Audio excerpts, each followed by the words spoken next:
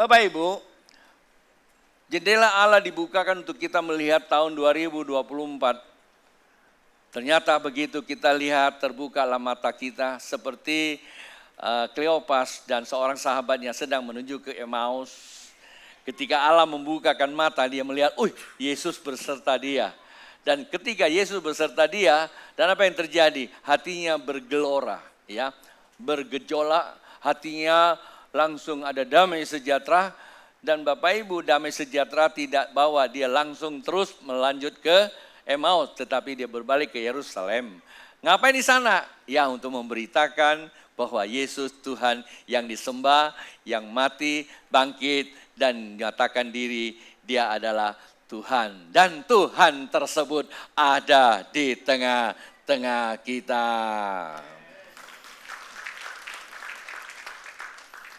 Itulah sebabnya pada saat kita juga dibukakan jendela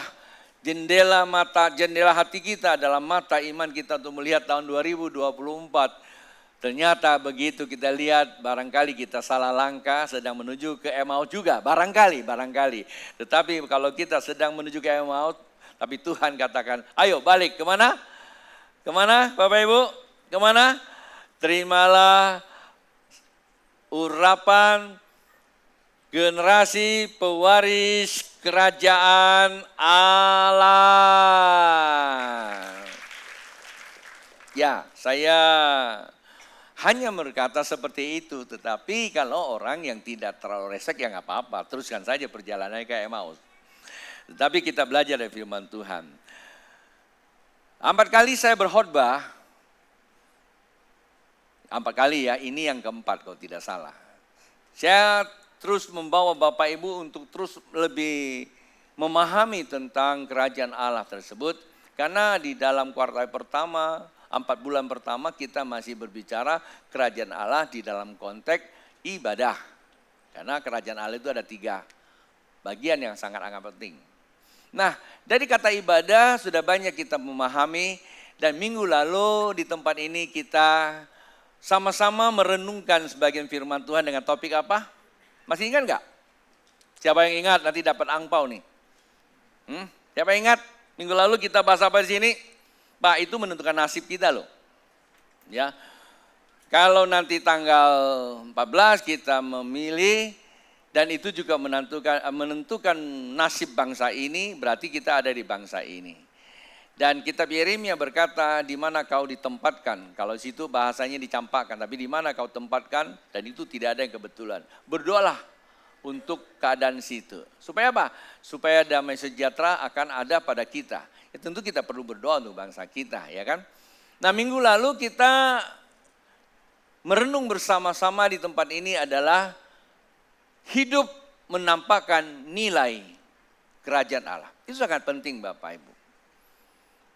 Dan bagaimana kita bisa hidup menampakkan nilai kerajaan Allah? Tidak ada cara lain, jiwa yang melekat. Ketika jiwa kita melekat kepada kebenaran, hati kita atau roh kita sedang bersekutu dengan Allah. Jadi manakala jiwa kita melekat dengan kebenaran. Pada mulanya di Taman Eden, umat Allah tidak menyembah Allah di tempat atau di suatu kurungan. Kalau Anda di Taman Eden, sebetulnya hubungan manusia pertama dengan Allah itu adalah hubungan keintiman. Mungkin boleh saya sebut itu adalah intimate room, ya, intimate room, ya. Ada ruangan keintiman. Di mana ruang keintiman? Yaitu batin manusia. Akan tetapi manusia pada saat itu digoda sama namanya iblis melalui ular, sehingga kebenaran Allah yang seharusnya itu menjadi hak hidupnya itu dicuri sama iblis. Jadi kalau Anda membaca Alkitab, di kitab Yohanes pasal 10, iblis datang mencuri, membunuh, dan kelanjutannya apa? Ya binasa. Sebetulnya apa sih yang dicuri? Setiap kali saya kemanapun kalau saya tanya, apa yang dicuri? Orang bilang damai sejahteranya pastor dicuri. Ya boleh saja. damai sejahtera itu sebetulnya akibat. Ya, akibat aja. Akibat sesuatu yang dicuri, maka timbullah ketidakdamai sejahtera, ketidakdamaian. Ya kan, coba uang Anda dicuri. Damai enggak? Saya lihat Erna, dia bilang, oh Babe mau ngomong apa? Enggak lah, saya belum minta izin, nanti tersinggung lagi dia. Dia baru saja ngalamin mujizat tuh. Ya kan, habis datang di rumah saya, ya kan, karena kami kumpul, biasanya kumpul keluarga kalau Cacap Mei itu pulang, ya otak yang di luar, maksudnya bukan otak dalam, otak yang di luar ketinggalan. Otak luar itu apa? Gadget maksud saya, nggak tahu hilang di mana. Pada saat itu damai sejahtera enggak? Pasti gelisah lah, ya. Telepon ke kami, ya tentu kita sebagai anak Tuhan ya berdoalah, ya. Kalau memang itu miliknya Erna ya kembali, kalau bukan miliknya ganti yang baru, kan gitu aja. Dan ternyata beberapa waktu kemudian itu barang balik. Tapi bukan isu baliknya ya, isunya adalah kehilangan damai sejahtera. Nah, sebetulnya yang dicuri itu adalah kebenaran. Di Taman Eden kebenaran ada di dalam hati manusia. Karena ditulis ya, ada di loh hati manusia. Itu yang dicuri. Kalau itu yang dicuri, apa yang mati? Di dalam Alkitab kematian pertama kata Tuhan, jikalau engkau makan buah pengetahuan ini, maka engkau akan mati. Nah, kalimat pertama Alkitab mencatat tentang kematian itu ada di Taman Eden. Pertanyaan saya, apa yang mati? Hah? Dan ada gitu banyak orang manusia yang mati ya, buktinya ada masih hidup kok. Ya kan? Mertua saya lagi. Mertuanya Sela aja hidupnya 969 tahun, mertua Sela. Siapa mertua Sela? Mana Sela, ada enggak? Hah? Ada Sela? Mertua Sela siapa? Ah tuh mertua Sela. Sela, mertua kamu siapa? Hah? Mertua kamu siapa? Hah? Yang ini. Ya kan? 969 ya. Usianya ya. 969. Martusela. Hah? Martusela kan? Ya, jadi mertua Sela kan gitu loh. Cuman agak saya suka plesetin. Jadi saya jadi mertua Sela berbahagia. Umurnya begitu panjang, pusing juga. Nah sebenarnya itu yang mati bukan manusianya, bukan fisiknya. Lalu di Alkitab mencatat kalau kamu ya hidup benar, maka hidup oleh apa? Iman. Jikalau iman tidak ada perbuatan disebut apa? Mati. Nah sebenarnya yang mati adalah imanmu. Iman berkaitan dengan sistem iman. Kalau dalam bahasa ilmiahnya namanya belief system atau sistem iman. Apa itu sistem iman? Sistem iman itu pikiran, perasaan, dan tindakan. Apa itu pikiran, perasaan, dan tindakan? Itulah disebut jiwa. Jiwanya mati hubungan dengan Tuhan.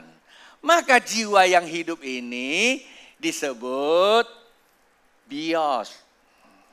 Di Taman Eden disebut soeh. Hidup yang sesungguhnya, kalau namanya bios, bion, ya bion akar kata dari hidup tapi sesungguhnya mati. Bios ini juga dipanjangkan menjadi bioskop. Nah, Anda tahu bioskop? Nonton film, hidup tapi mati. Dulu ada namanya Es Bagio. Jual bakso kan? Baksonya ngebul, begitu diangkat, kesentuh tangan, cepet-cepet. Bakso Bagio cap mangkok merah, langsung kita lapar. Betul nggak di TV ya?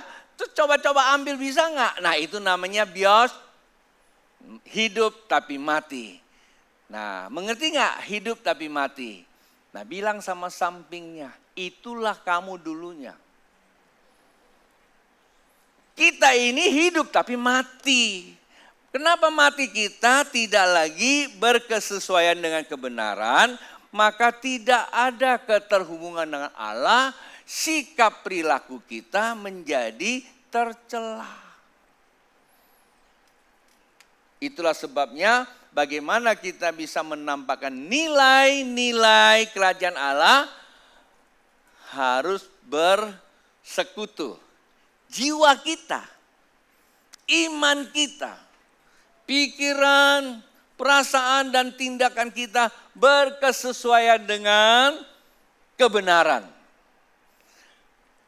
Niscaya sikap dan perilakumu, ya, kehidupan kita sehari-hari persis seperti Allah. Karena memang itulah keniscayaan. Kalau kamu melekat, pasti menampakkan Allah. Nggak usah ngomong Anda orang Kristen, Anda akan nampakkan Kristus. Tapi hari-hari ini kita melihat orang yang selalu mengaku Kristen tetapi sulit menyaksikan kemuliaan Tuhan. Kalau kita tidak menyaksikan kemuliaan Allah, sebaliknya kita menjadi apa? Jikalau anak Tuhan tidak menyaksikan kemuliaan Allah, kebalikannya apa? Jadi batu sandungan. Hanya dua kan? Kalau kamu tidak bisa menyaksikan kemuliaan Tuhan, pastilah akan jadi batu sandungan. Jikalau kita tidak mau dipakai Tuhan, pastilah kita dipakai hantu. Ya Pak ya? Bapak Ibu kalau kita nggak mau dipakai Tuhan, ya hantu kebalikannya. Nggak ada yang tengah-tengah. Tutu atau han-han nggak ada. Hanya Tuhan atau hantu. Tanya sampingnya, kamu mau dipakai siapa? Doa saya cuma satu, semua dipakai Tuhan.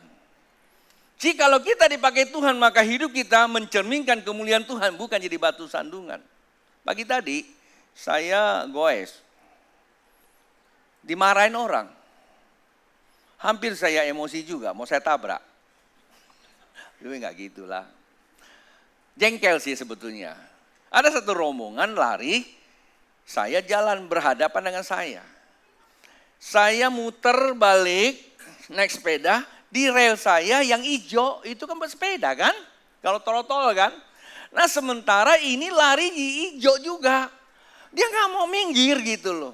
Ya saya juga nggak bisa minggir kan ya rombongan kan. Ya nggak sih tabrak hampir gitu. Dia saya dipelototin. Ya saya tahulah dia marah lah kira-kira gitu. Saya lagi jalan, saya tertawa. Udah jalannya salah, galak lagi. Tahu nggak jalan salah galak? Nah itulah kebanyakan orang Kristen sudah keluar dari kebenaran. Tapi galaknya ampun-ampunan. Orang yang sedang mencari pembenaran, orang itu sebetulnya sudah keluar dari kebenaran. Maka dia cari pembenaran. Kebenaran tidak perlu dicari. Kebenaran harus dihidupi. Kalau orang yang terus mencari pembenaran, sesungguhnya dia sudah keluar dari kebenaran. Coba-coba Anda berhadapan dengan dia. Aduh amsyong Pak Bu. Satu hari saya punya teman. Pendeta loh. Sekolah teologi ya. Dia senior saya sebetulnya. Cuma karena dia latar belakangnya bukan Pentakosta, belum berbahasa roh. Itu kalau lagi ngobrol sama kami ini suka nyindir. Apa itu? Sandal lama, olimo. Kali-kali kayak mester katanya. Kalau Jakarta kan ada mester, ada olimo. Ya kan? Tahu olimo di mana? Simpang Mangga Besar itu olimo. Kalau simpang Istana itu harmoni. Kalau orang bahasa roh apa? Olimo, sandal lama, sandal baru kayak sekali-kali gitu. Itu ngeledek kan, betul nggak? Ngeledek itu penghujat Roh Kudus itu yang main itu. Ya kan? Kenapa? Karena dia tidak bisa mengalami kemuliaan Tuhan. Ya nggak apa-apa karena belum kan. Tapi jangan jadi batu sandungan. Dicela kemana-mana. Apa itu orang karismatik? Sandal lama, sekali-kali sandal baru katanya. Nah itu namanya penghujatan. Sebagian kita kadang-kadang begitu. Itu teman saya. Tapi beberapa lama kemudian, jadi jamaah Tuhan bahasa roh. Dia ngomong sama saya, Ton, gue sekarang bisa bahasa roh loh. Gue bilang mantap loh. Tapi lu tahu nggak, gereja kami sekarang bukan bahasa roh lagi, tertawa dalam roh. Apalagi itu? Pak, Bu, ketika kita belum bisa menikmati kemuliaan Tuhan, jangan jadi batu sandungan. Tunggu aja, nanti satu kali mungkin kamu bisa ngalami. Kenapa? Seluruh eksistensi kehidupan, perhatikan, seluruh eksistensi kehidupan. Artinya seluruh penampakan kehidupan, langit dan bumi seisinya sampai yang gak kelihatan. Itu pun Tuhan izinkan. Tidak kelihatan tapi ada aromanya apa? Dapat angpau nih. Tidak kelihatan ada aromanya, dia tertawa. Yang tertawa apa yuk? Dia bilang kentut. Terus Anda bilang apa? Ini orang kurang aja kentut. Kalau kamu gak dikasih kentut, jalan loh. Satu ketika teman saya operasi, itu semua doa minta apa? Kalau gak kentut, langsung dia ke Balikpapan Pak, Bu. Kalau habis operasi nggak kentut, ke Balikpapan. Besoknya dibawa ke Sukabumi. Betul nggak? Itu Tuhan izinkan. Maka satu ketika ada seorang anak, ya kedapatan dia cacat. Lalu murid-muridnya tanya sama Tuhan, Guru, dosa siapa? Inilah kita ini, suka ngejas orang, dosa siapa? Tuhan bilang apa? Memang itu buruk. Bukan dosa dia, bukan dosa nenek moyangnya. Tapi kemuliaan Allah akan dinyatakan. Kalau kita belum bisa terima kemuliaan Allah, ya udah berdoa sama Tuhan. Kam sia cua. Leh ya si hoa, wale oloa. Kan tadi itu. Kamu tuh baik saya atau memuji, kan begitu. Tapi jangan jadi batu sandungan. Ngerti nggak maksud saya? Nah, seringkali kita ini belum bisa terima sebuah keadaan tapi kita mencelah keadaan itu. Dulu karismatik suka dicelah. Musiknya kencang dicelah. Betul nggak? Penyembahannya panjang dicelah. Pertama kali saya ke Pontianak dibilang nabi palsu. Karena kita bikin SADR, ratusan orang di jamaah Tuhan berbahasa roh. Lalu masuk di koran, ini ada nabi palsu. Tuh tanya si Mutiara tuh. Karena dia orang-orang lama itu ada si Paulina itu. Ini orang-orang baru masih keluaran Malaya. Kami sering kali dicela. Sekarang semua sudah. Apalagi punya band. Dia bilang ini aduh kayak diskotik. Apalagi lampu. Aduh. Ya dia bilang ini diskotik, ini gereja. Saya pertama kali tahun 2000 gak salah awal. Itu di Singapura ada satu gereja yaitu City Harvest. Wah itu kalau masuk semua lampunya memang pada waktu itu kan gereja, kan kalau gereja nggak boleh gelap. Kayak rumah Tuhan katanya, ya kan. Mesti terang menderang, ya, pakai jas, ya, mesti pakai pokoknya alat-alat kelengkapan lah. Ngomong juga mesti harus hormat, tidak boleh jalan sana jalan sini, ya kan kira gitu. Nah kita lihat di situ ibadahnya, aduh hiruk pikuk dan sebagainya. Ada teman-teman bilang, wah ini kayak diskotik nih, ingetin saya masa lalu. Kalau you belum bisa terima, jangan celah orang. Dan sekarang semua gereja sampai di kampung-kampung, gelap. Mati lampu. Listriknya gak nyala maksudnya. Ya, jadi sekarang sudah, maka itu kalau kita tidak bisa dipakai Tuhan, jangan dipakai hantu untuk memberitakan kejelekan. Lu tahu nggak sekarang gereja itu aneh-aneh aja. Itu namanya dipakai hantu. Itu mulut penting sekali Bapak Ibu. Seburuk apapun tanda petik. Sekacau apapun itu gereja. Kalau Tuhan masih izinkan. Artinya Tuhan sedang memakai alat itu untuk mendidik kita. Hari ini pendetamu di sini berbicara. Untuk mengingatkan kepada jemaat Tuhan. Supaya pakailah mulutmu dengan baik. Kenapa saya mesti bicara dengan mulut? Hari ini Cynthia, barang satu ini nggak pernah lepas dari Cynthia.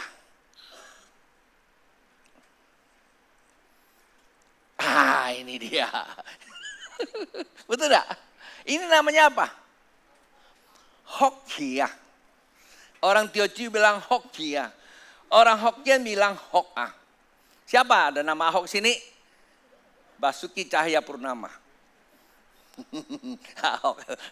Sahabat kita di Jakarta. Pak Bu, Hok di sini ada beberapa akar kata. Ini simbol bahasa Tionghoa. Saya bukan ahlinya tapi saya coba-coba pinjam aja. I, ko, tien. Samping sana yang modelnya kayak begitu itu namanya sen. Ya, sen di sini tuh sebelah kiri sini sen. Itu Allah. Ini ya sen. Atasnya i, ko, tien. I itu bilangan 1.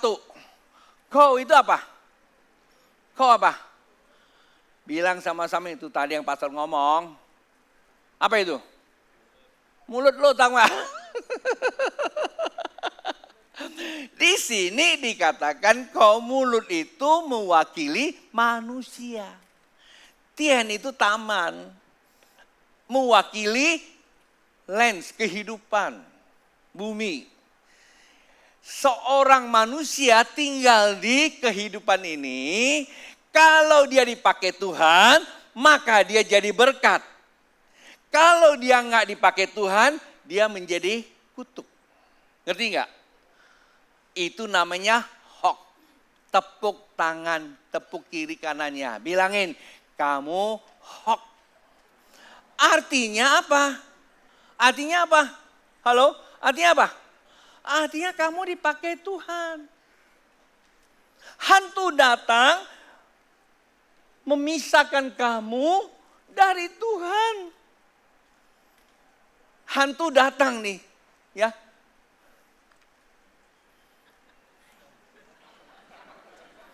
Suami istri.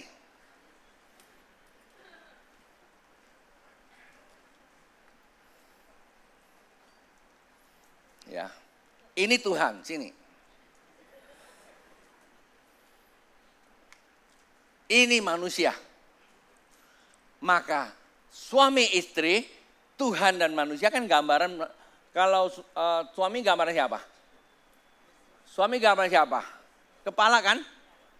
Kita bilang apa? Itu gambaran Tuhan. Ya, suami istri ini menjadi apa? Rumah kehidupan. Hoki. Pas namanya Hok. Terus apa? Terus setan datang nih, pisahkan Tuhannya. Lalu hantunya di sini. Nggak apa-apa pendeta jadi hantu. Jadi apa? Bukan hoki, hong hiam. Kamsiah. Tanya sampingnya, mau hoki atau mau hong hiam? Mau hoki. Kalau mau hoki, yada bersama dengan Tuhan. Nah, itu namanya hok. Oke, kita lanjut lagi. Sehingga huruf ini nggak hilang dari saya. Ya, huruf ini saya akan pakai sebagai latar. Kok lama keluarnya? Dia. Bapak Ibu, kita akan membedah, mempelajari atau merenungkan tentang pewarisan kerajaan Allah. Orang yang disebut hoki itu keniscayaan. Tahu apa arti kata keniscayaan? Kamu gak buat apa-apa. Kerja apa aja tuh. Nyanyian saudara saya, Tony Kuswoyo. Bilang apa? Bukan lautan, hanya kolam susu. Kail dan jala cukup menghidupimu.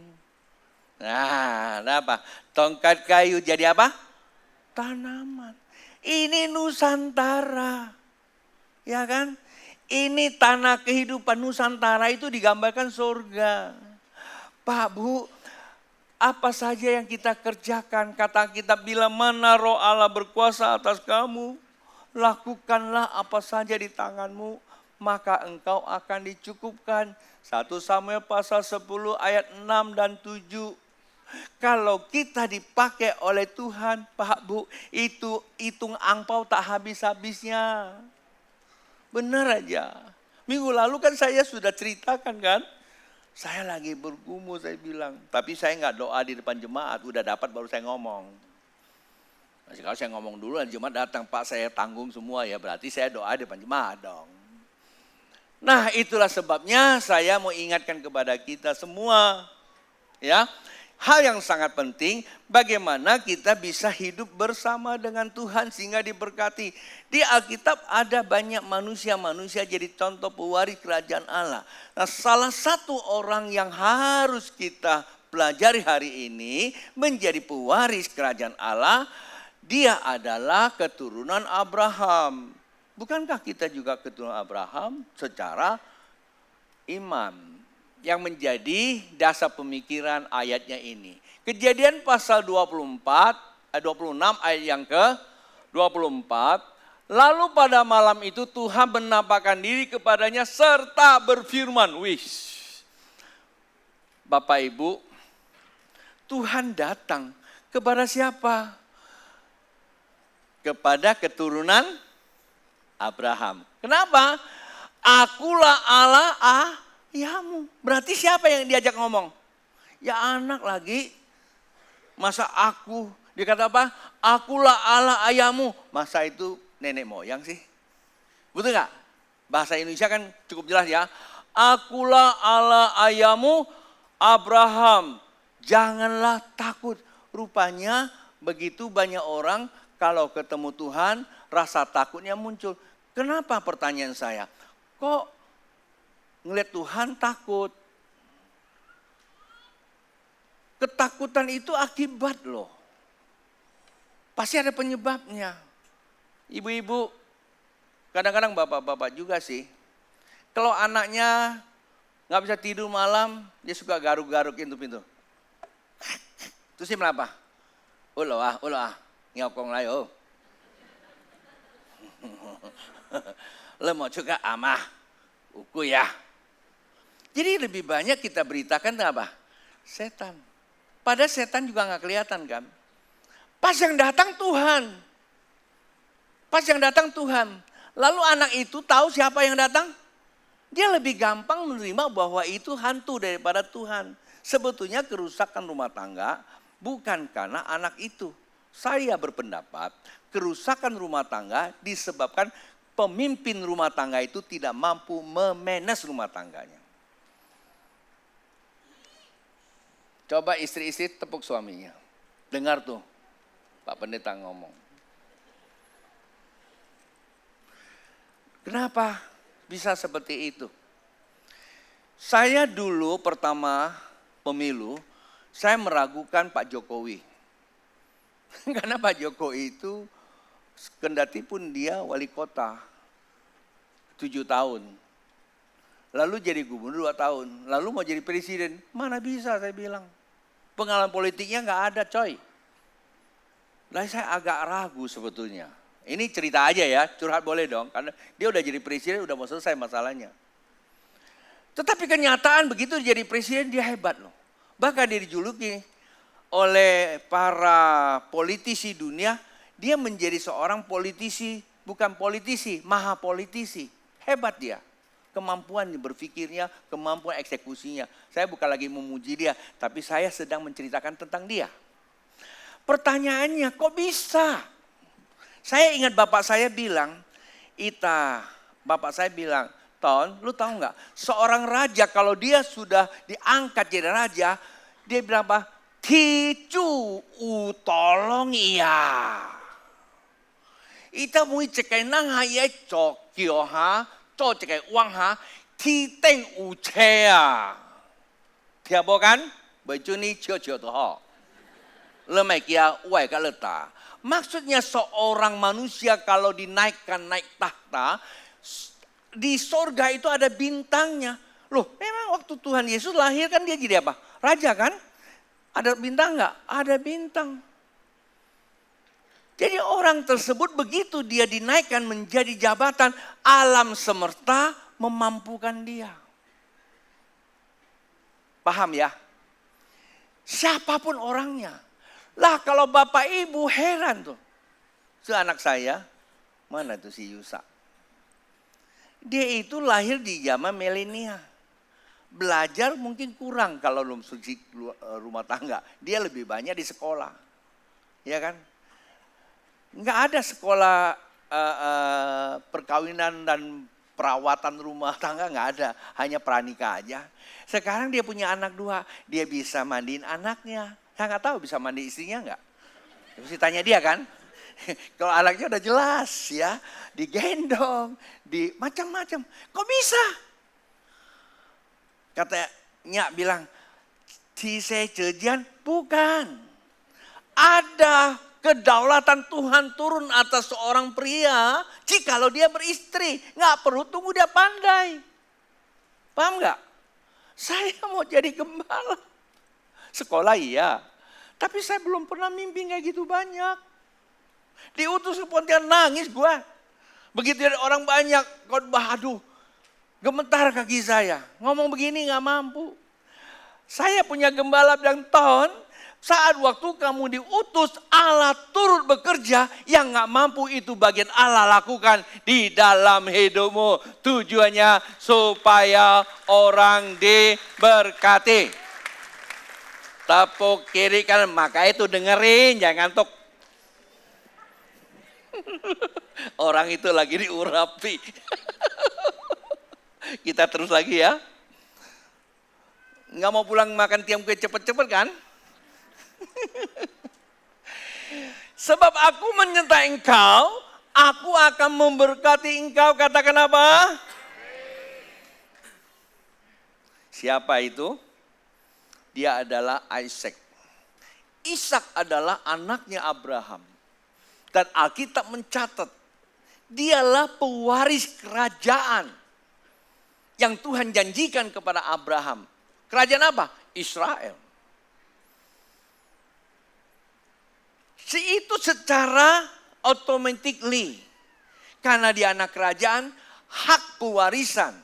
Bukan dia itu sujud, bukan dia itu mandi air kembang, enggak. Karena itu sudah menjadi hak, karena dia anak. Jikalau Bapak Ibu lahir sebagai anak presiden, Presiden Jokowi, maka punya hak. Terserah mau jadi hak apa. Anda tahu sendiri kan? Gitu loh. Tiap kita kalau kita sudah dilahirkan menjadi seorang anak dari orang tua kita, kita punya hak mewarisi seluruh apa yang dimiliki oleh orang tua kita. Itu punya hak, itu namanya keniscayaan. Tetapi tidak serta-merta kita bisa mengelaborasi hak itu menjadi kemuliaan. Yang kedua itu yang sangat penting, kamu bisa menderita seperti ayahmu. Ayahmu kalau bisa mencapai tingkat itu, maka engkau juga harus mengikuti penderitaan ayahmu mencapai tingkat itu. Saya bilang sama anak saya, Papa ada hari ini, itu karena Tuhan. Penderitaan Papa, kalian lihat. Sekarang kita mengalami kemuliaan Tuhan, plus juga ada perintahan berjalan seiring dengan keadaan. Jikalau kamu ingin seperti papamu, kamu juga harus mengalami penderitaan. Apa itu? Ya seperti tadi, naik sepeda, ada orang jalannya salah. Bukannya dia bertobat, dia lebih galak. Bilang sama sampingnya, pastor gak ngomongin lo tuh. Pastor tidak cerita kamu. Cuma orang ini kayaknya gue ingat-ingat juga deh. Kena-kena juga. Udah salah tapi gak ngaku kesalahan. Bisanya cuma ngomel. Ya Pak ya. Jalan tuh. Tapi saya mau katakan orang yang bisa melekat dengan Allah karena dia memiliki hubungan dengan keluarganya. Maka Tuhan berbicara sama dia langsung kepada keluarga. Itu merupakan sesuatu yang tidak bisa dilepaskan. Inilah namanya hok. Melekat kepada Allah, Pak Bu, Allah itu gak kelihatan. Kelihatan gak Allah? Allah pertama ciptakan Adam sebagai ayah. Lalu istri, lahir anak. Lalu anak-anaknya bisa melakukan ritual karena siapa? Karena ada ayah kan. Coba dia tidak mau ikutin ayah, diciptakan sendiri. Itu namanya pelanggaran. Contohnya siapa? Kain. Kain tahu nggak bahwa ada penyembahan? Ada. Penyembahan bagaimana? Sama seperti Habel lakukan. Habel mengorbankan persembahan itu karena ayahnya namanya Adam. Adam mengorbankan persembahan korban karena dia tiru siapa? Tuhan.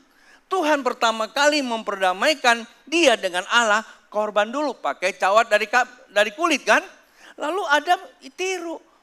Nah kedua anaknya Kain dan Habel dia nggak lihat. Cuman Kain bandel. Jangan-jangan Tuhan bosan makan kambing terus dia bilang. Lembu. Sekali-kalilah kasih buah-buahan. Disitulah pelanggaran. Kebenaran tidak boleh pakai kira-kira. Kebenaran tidak boleh ditafsirkan dengan kita mau atau kita suka. Tidak bisa. Ikuti kebenaran itu. Dan itulah kejadiannya. Saat waktu Kain menolak kebenaran, maka dia menjadi apa? Pembunuh pertama yang terbesar di dunia. Tahu berapa banyak yang dibunuh? 1/4 manusia dibunuh. Karena ada 4 orang yang dibunuh 1 kan? Betul nggak? Dan itu sebuah kejadian. Jadi kalau kita nggak mau dipakai Tuhan, pasti kita dipakai hantu. Kita bukan membunuh manusia, tapi seringkali kita membunuh karakter. Apa itu orang pakai bajunya merah-merah kebagusan aja? Lalu kalau nggak mau pakai merah ya nggak usah ngomong. Betul nggak? Ngapa itu orang rambutnya dibotak-botakin? Kalau memang lu nggak botak, lu jangan bilang orang botak. Itu botak juga bukan kemekinan dia. Memang itu dasarnya datangnya botak. Nggak apa-apa, gue lagi botak juga. Jadi kalau orang yang botak nggak tersinggung kan? Oke, kita terus lagi Bapak Ibu. Dan membuat banyak keturunanmu karena Abraham hambaku itu sama-sama bilang apa? Hokia. Mui cek nang ha ucu pasti hokia. Lo utek ha, lo uhat ha. Utek uhat ha, lo tu tau ha, lo tu cai. Ya, utek, uhat, utau, ucai. Ada terima, ada kuasa. Ya, utek, utau, tau itu kuasa, pengetahuan. Ya, ucai berarti apa? Ada kelimpahan. Uhat berarti pertumbuhan. Ucai berarti kelimpahan. Ada penerimaan, ada kuasa, ada pertumbuhan, ada berkat. Utek, utau, ucai, uhat, ucai. Saya terjemahin Bapak Ibu. Nah ini lihat, ya, utek, utau, uhat. Kata uhat apa? Keturunan. Xinjia, saya baca mitologi Tionghoa. Di Tiongkok zaman dulu Pak Bu, itu anak-anak pulang kumpul namanya Uilau. Itu ada yang jalan sampai berminggu-minggu loh. Nggak ada pesawat zaman itu. Sekadar apa? Ketemu dengan Bapak Ibu. Lalu mereka berkumpul, mereka berbagi cerita. Ada mungkin adik atau kakaknya tanda kutip kurang beruntung. Maka bapaknya bilang, Dek kamu ada lebih enggak? Ada, bantu kakak kamu. Lalu setelah itu didoakan. Ucok hok mereka kembali lagi ke masing-masing punya wilayah. Jauh-jauh perjalanannya. Itu namanya apa? Itu namanya uhwadah. Ada pertumbuhan. Bapak ibu yang punya ayah. Adik-adikku yang punya bapak ibu. Xinjia, kesempatanmu yang paling baik. Datang kepada papa mamamu. Peluk dia. Bilang sama dia. Kamsia leha. Ule tu uwaha. Ya. Ayah kita tidak tahu kapan dia dipanggil Tuhan. Mungkin juga bisa dia dulu. Mungkin juga bisa kita duluan kan.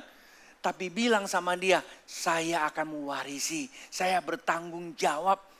Kelanjutan daripada apa yang Tuhan berikan. Buat dia bahagia sebelum dia tutup mata Bapak Ibu. Itu namanya hok. Ini yang dipasang jangan cuma keren-keren saja. Tapi ingat ini bukan sekedar keren-kerenan. Ini adalah kebenaran. Nah baru keluar dari pemikiran itu. Ini baru 2 loh. Ya, kalau khotbah saya keluar pemikiran masih ada lagi itu bawahnya.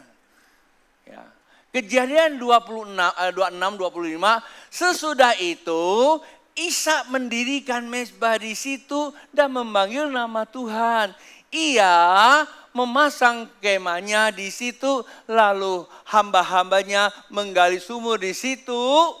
Ya, Ngapain sana Bapak Ibu? Dia membuat mezbah. Pak Bu, kalau kita tahu bahwa ayah kita meneruskan, ayah kita ada disebabkan karena Tuhan. Kalau kita tahu karena Tuhan, maka kita bukan sembah ayah kita. Selama dia hidup boleh kita kiahau. Kalau dia sudah mati, hanya hormat kita punya leluhur. Tapi bukan kita sembah dia. Yang kita sembah siapa? Yang kita sembah siapa? Yang kita sembah siapa? Tuhan Allah pencipta langit dan bumi. Jiwa melekat kepada dia. Pikirkanlah Allah, maka rohmu menyembah. Itulah mezbah sejati Bapak Ibu. Kalau dulu Tuhan menuliskan perjanjian di Loh Batu disebabkan karena kebandelan manusia. Keegoisan manusia, maka perjanjian Tuhan ditulis di Loh Batu sehingga kita bawa-bawa. Tetapi oleh kasih karunia Allah, sesungguhnya perjanjian Tuhan bukan di Loh Batu. Itu terbatas. Yesus datang mengembalikan tulisannya ke dalam hati manusia. Jikalau pikiran kita terarah kepada Dia, kita merasakan Tuhan. Maka sesungguhnya itulah penyembahan. Itulah namanya ukiahau. Ucok hok. Paham? Ukiahau. Itulah namanya ada ketaatan. Iman itu adalah ketaatan akan keyakinan. Iman adalah ketaatan akan keyakinan. Apalah arti kita bilang orang beriman kalau kita tidak taat apa yang kita yakini. Kalau kamu yakini Tuhan ada, mari sembah Dia, peluk Dia. Walaupun Dia tidak kelihatan, tapi bukan berarti Dia tidak ada. Jangan mau dikibulin, jangan mau dipengaruhi oleh keadaan. Tapi mari kita pengaruh keadaan bahwa ya Tuhan, Engkau sungguh hadir. Saya ingat dulu saya coba mempersonifikasikan diri saya menyembah Tuhan di kamar. Sampai saya taruh bangku. Saya peluk itu bangku.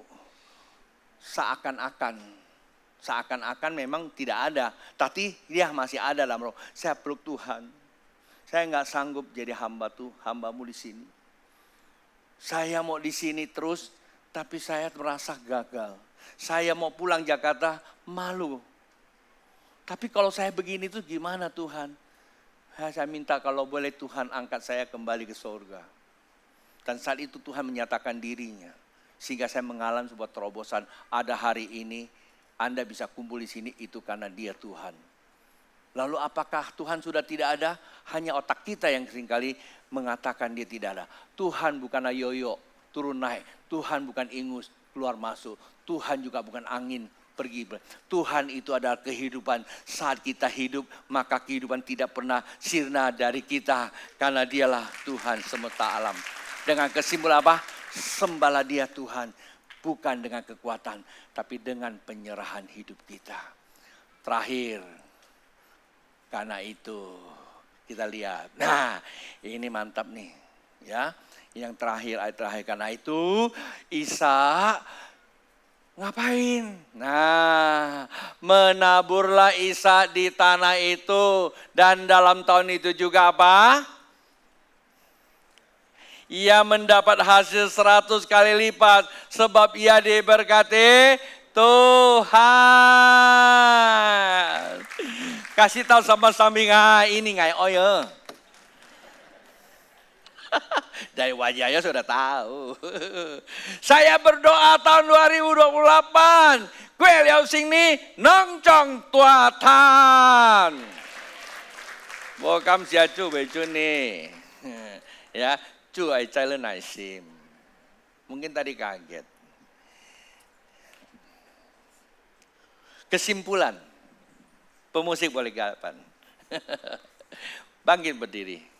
Kita akan simpulkan sama-sama. Sama-sama ayo. 2, 3. Ketika jiwa merapat dengan perjanjian Allah, maka roh menyembah Bapa dalam Roh Kudus. Karena itu menaburlah dalam perjanjiannya, yaitu apapun ditaburkan akan menuai hasil.